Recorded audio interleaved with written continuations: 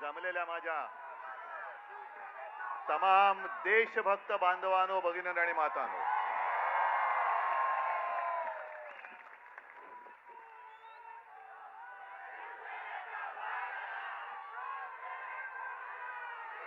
आता एक पोस्टर काहीतरी होतं.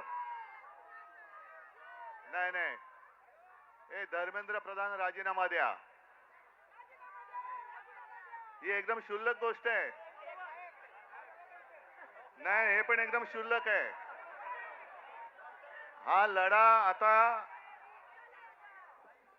जे सरकार आपल्याला रोजीरोटी देऊ शकत नाही, रोजगार देत नाही, शिक्षण देत नाही, उत्तर देत नाही, हे सरकार बदलण्याचा हा लढा आता सुरू झाला पाहिजे. आम्हाला धर्मेंद्र प्रधान नकोय, आता हे सरकार नकोय. आणि मी नेतृत्व करायला आलेलो नाही, तुम्ही सर्वांनी आता नेते व्हा सांगण्यासाठी आलेलो आहे.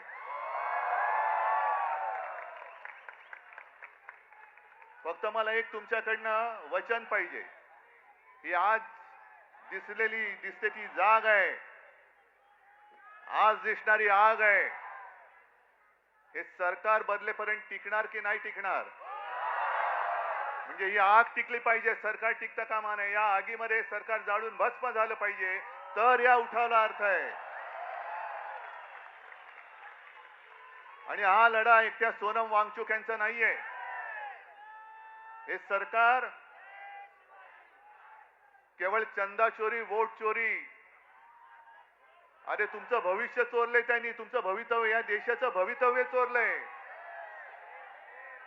काय दिलंय का या सरकारने तुम्हाला? आज मी येताना बातम्या बघत होतो, दिल्लीमध्ये जंतर मंतरच्या इकडे युद्धाची तयारी जणू काही सुरू झालेली आहे. सैन्य आणतायत, फौजा आणतील, कदाचित अणुबॉम्ब सुद्धा आणतील. पण या सरकारला माहिती नाहीये, या देशामधला हा जो तरुणाईचा अणुबॉम्ब आहे तुमच्या बुडाखाली आधीच लागलेला आहे.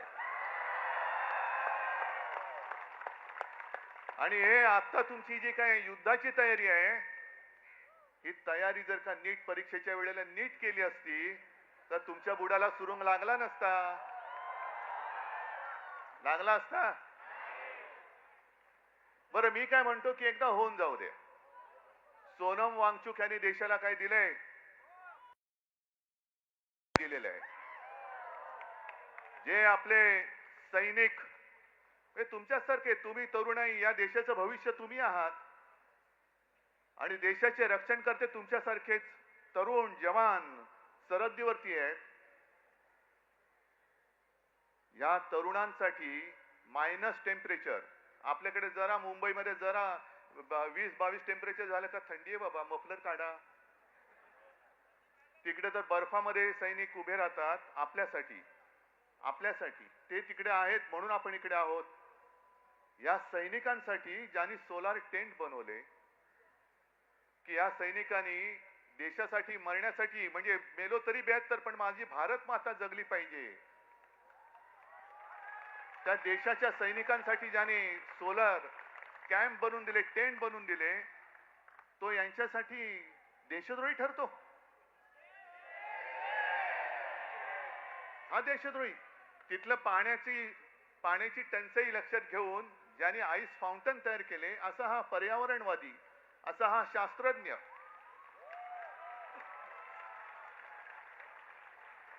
हा यांच्यासाठी देशद्रोही. मग नेमकं देशप्रेम आहे तरी कुठे? देशप्रेम कोण आहे? कुठे? यांचं देशप्रेम नाही, अदानीचे सगळे प्रेमी, यांचे सगळे उद्योगपतींचे प्रेमी आहेत. पण काल काही गोष्टी तुम्हाला कळल्या पाहिजे. काल मी नागपूरला गेलो होतो मंदिर लुटीच्या विरुद्ध सगळ्यांना जागा करायला. आणि नागपूरमध्ये गेल्यानंतर साहजिकच आहे, कोणाचं केंद्र आहे तिकडे? रासव संघ. म्हणजे बघा गंमत कशी आहे की या संघाने या कालच्या मे महिन्यामध्ये एक स्टेटमेंट दिले त्यांच्या त्या होसबळेने, की पाकिस्तान बरोबर चर्चा केली पाहिजे. पाकिस्तान बरोबर, जो पाकिस्तान आपल्या देशात आतंकवादी घुसवतोय, बॉम्बस्फोट करतोय, सगळं काही करतोय, अतिरेकी हल्ले करतोय, त्याच्याबरोबर चर्चेचे दरवाजे खुले ठेवले पाहिजेत. आणि मोहन भागवतना विचारले तर मोहन भागवत म्हणतात की होय बरोबर आहे, हम हिटलर जैसे नहीं है. अहो भागवत साहेब, हे हम हिटलर जैसे नाहीये तुमच्या मोदींना सांगा. आणि पाकिस्तान बरोबर चर्चेची तयारी आहे, मग वांगचूक बरोबर का नाही करत?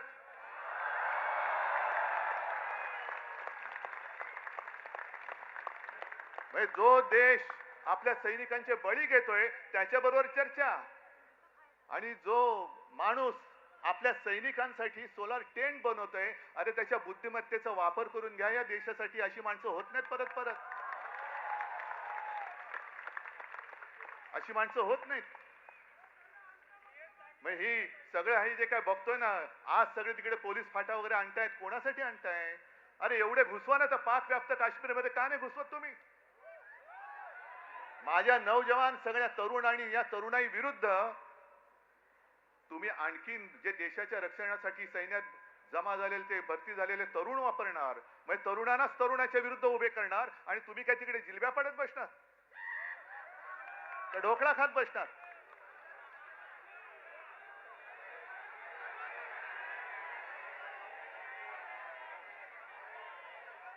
आता काही जण मला विचारतात,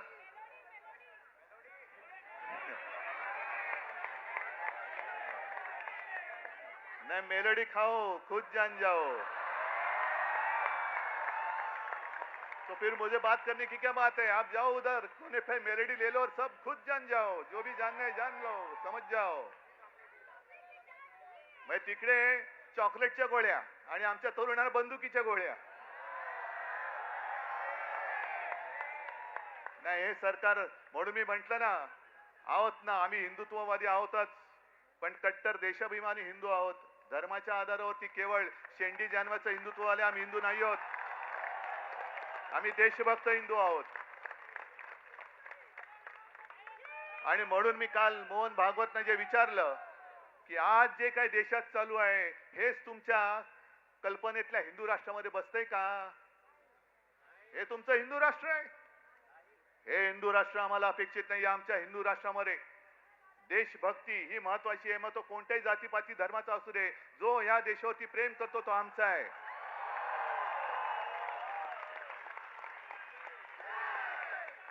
पण गंमत कशी आणखीन असते ती बघा. काही वर्षांपूर्वी, म्हणजे ज्यातनं भाजप सरकारचा जन्म झाला, अर्थात त्याच्यामध्ये पापी आम्ही सुद्धा होतो, पण अण्णा हजारे हे उपोषणाला बसले होते. लक्षात आहे तुमच्या?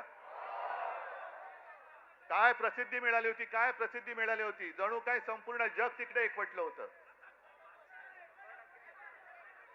पण त्यावेळेला अण्णांना कोणी देशद्रोही नव्हतं म्हटलं, अण्णांना कोणी चीनचा हेर किंवा हस्तक नव्हतं म्हटलं.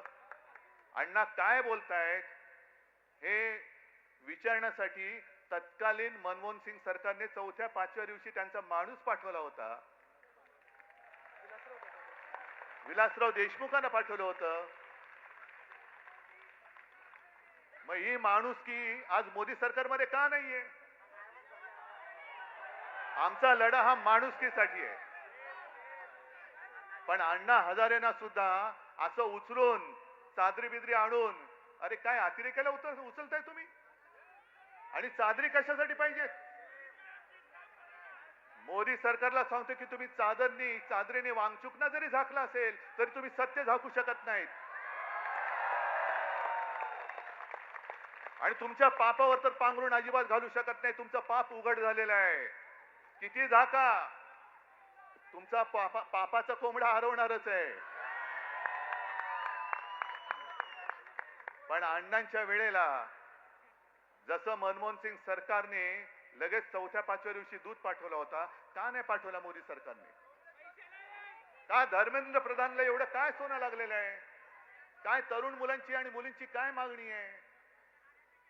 एक तर शिक्षणाचा, स्वतःच्या शिक्षणाचा पत्ता नाही, त्याच्यामुळे शिक्षणासाठी किती मेहनत करावी लागते हे यांना माहिती नाही. अभ्यास म्हणजे काय असतं हेच जर माहिती नाही तर अभ्यास करून परीक्षेला जाताना पेपर फुटल्यानंतर काय होतं या यातना होणार कशा? नाही, आता डिग्री खरी का खोटी हा सुद्धा प्रश्न आहे.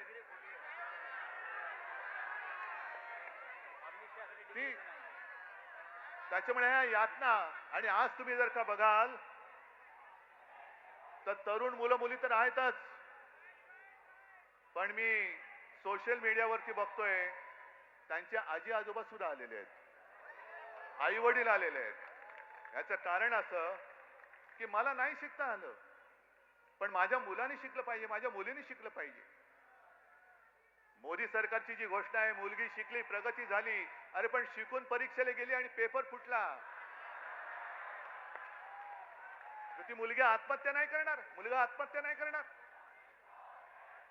मग एवढ्या मुलाने आत्महत्या केल्या तरी एक धर्मेंद्र प्रधान तुम्ही डोक्यावर घेऊन नाचताय. मग धर्मेंद्र प्रधानला असं काय सोनं लागलेलं आहे? बरं, अण्णा हजारेंचा एक विषय झालाच, पण या घराणेशाही बद्दल आणखीन एक सांगतो. आज सोनम वांगचूक उपोषणाला बसलेत तिकडे, पण सोनम वांगचूक यांचे वडील सुद्धा, त्यांनी सुद्धा उपोषण केलं होतं. माहितीये तुम्हाला किती जणांना? कोण गेलं होतं त्यांच्याकडे बोलायला? म्हणजे भाजपच्या लेखी हुकुमशाह असलेल्या इंदिरा गांधी सोनम वांगचूक यांच्या वडिलांना भेटायला लडाखला गेल्या होत्या, तरी हे तिकडे दिल्लीत राहून दिल्लीतल्या दिल्लीत भेटायला न जाणारे मोदी आणि शहा हे लोकशाही आणि इंदिरा गांधी हुकुमशाह.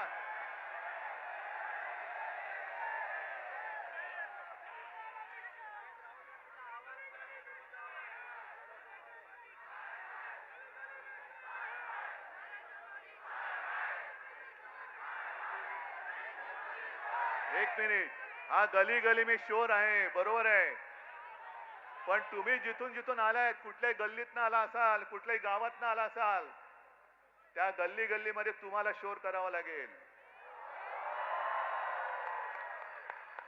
तुम्हाला आवाज उठवावा लागेल. मला जे प्रश्न विचारत होते त्यांना मी हेच सांगतोय की तुम्ही दिल्लीला जाणार का? हो, वेळ येईल तेव्हा मी नक्की जाईन, पण मी एकटा गेलो असतो तर फरक नसता पडला. आज हे सगळे एवढे जण इकडे जमलेत, अख्खा महाराष्ट्र आज तिकडे उभा आहे, आणि हे आंदोलन आता फक्त जंतर मंतर पुरतं मर्यादित ठेवायचं नाही. देशातल्या प्रत्येक कानाकोपऱ्यामध्ये काय तुमची घोषणा नाही, आणखीन काय बोललात? गली गली में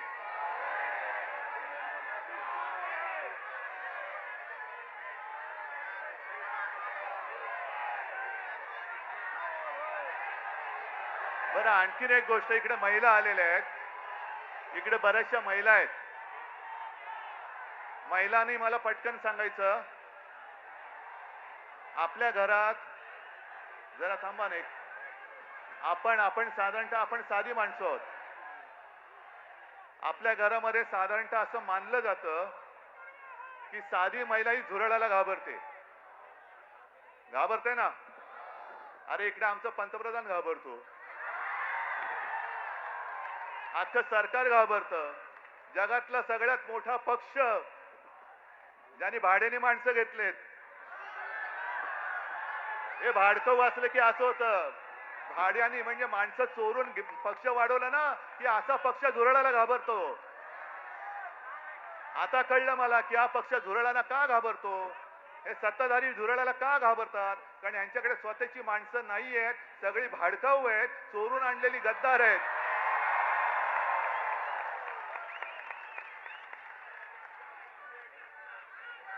पण आता आपल्याला एक गोष्ट ठरवावी लागेल. माझं या शिवतीर्थावरून मोदी सरकारला आव्हान आहे, आव्हान की तुम्हाला वन नेशन वन इलेक्शन घ्यायचे ना, आत्ता जाहीर करा. उद्या निवडणूक, देशाची निवडणूक आत्ता जाहीर करा, आम्ही तयार आहोत.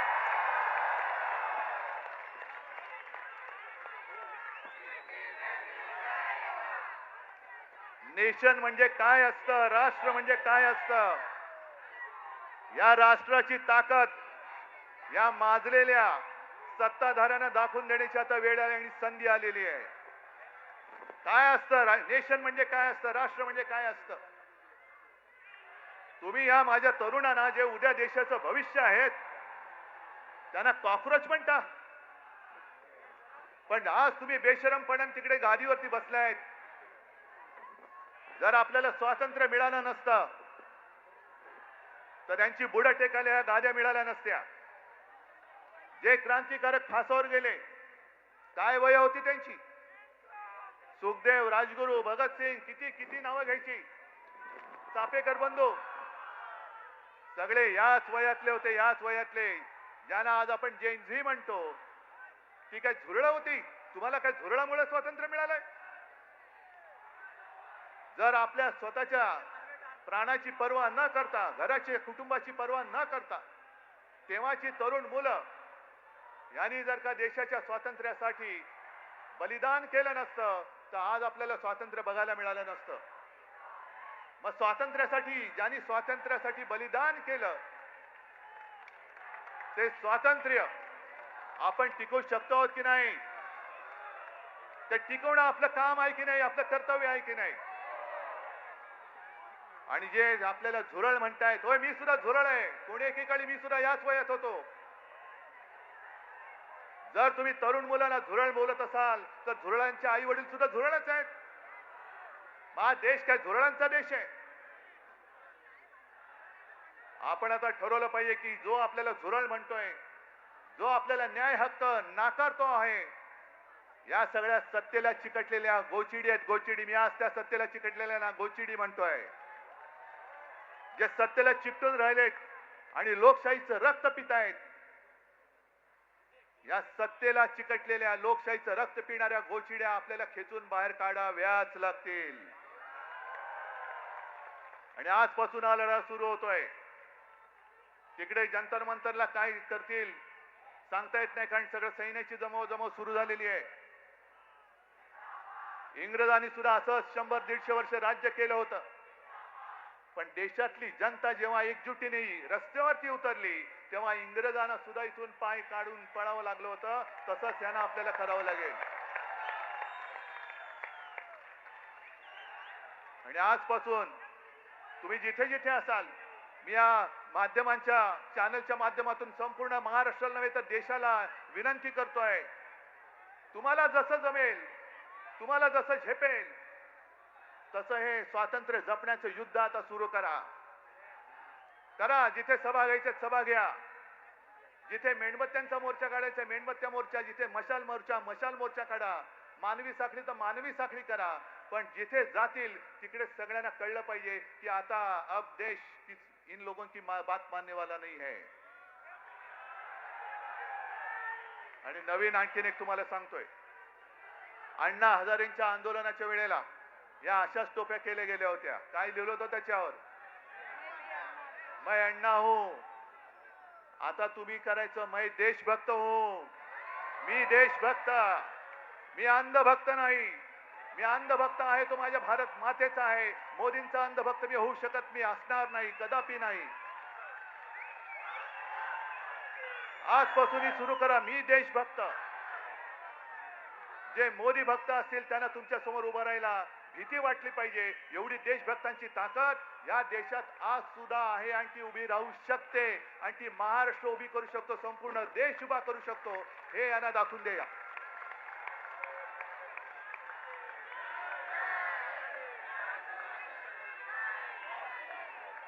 आज तुम्ही एवढ्या मोठ्या संख्येने आलेला आहात. मी म्हणतो ही ठिणगी आहे, पण एक ठिणगी वणवा पेटवायला पुरेशी असते. ती ठिणगी आज पडलेली आहे आणि देशाच्या लुटारूंना सत्ता भ्रष्ट केल्याशिवाय आता आम्ही स्वस्थ बसणार नाही, ही शपथ घेऊन आपण ह्या आंदोलनाला सुरुवात करूया. जय हिंद, जय महाराष्ट्र.